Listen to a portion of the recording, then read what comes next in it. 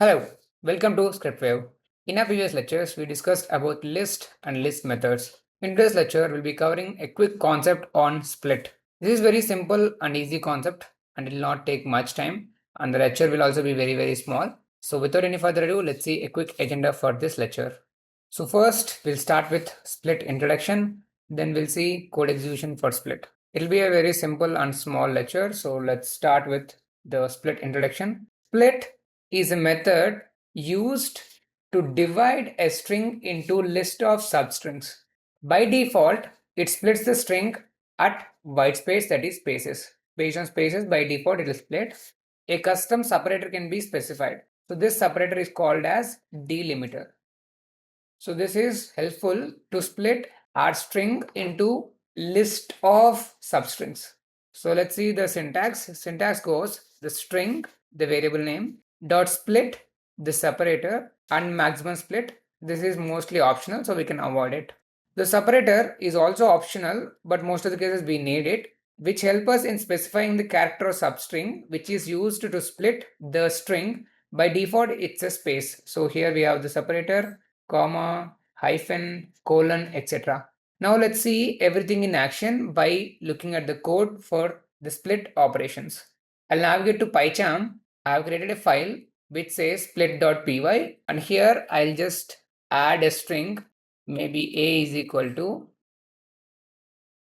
In this string, what is the username? Venprakash17 is only username. How we can do it? So we can just say lst is equal to a.split with an @ and let's just print this list now.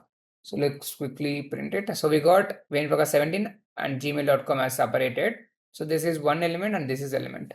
So I want the first element, so you can just say lst print list of 0. This returns us the username. You can see the use case as well. So whenever we are having an email, you can just split and get the username. In a similar context, let's add one more. So I'm just making chicken biryani. Chicken, rice, oil, masala, salt. Now to get what all the items that we have, we can just split. So lst2 is equal to b.split. We are printing lst2, and let's quickly execute this one. So you got chicken, rice, oil, masala, salt. Quick question, can we do the operations on this list? Yes, by default it's a list and it holds all the operations for list, and we can add these two lists as well, list 1 and list 2. Let's quickly do that as well. Print list2 plus lst. Let's see what is the output we got. So we got the output as the first list, that is lst2, plus the second list, that is lst1. So this is the split operation that we do on Python. This is very helpful whenever we are working with any combinations. Let's do the default split. C is equal to, I'll just add my name, Venu Prakash Reddy. So I don't specify anything. I'll just say list3 is equal to c.split. I'll just leave it as empty. Let's see if it works, and let's print list3, save it. See, we got Venu Prakash Reddy as individual elements because it split by default using the space. Now question, can we add more characters instead of just comma? Can we add more? Let's try to do the same thing. Let's try to add at Gmail, and let's save it and run it.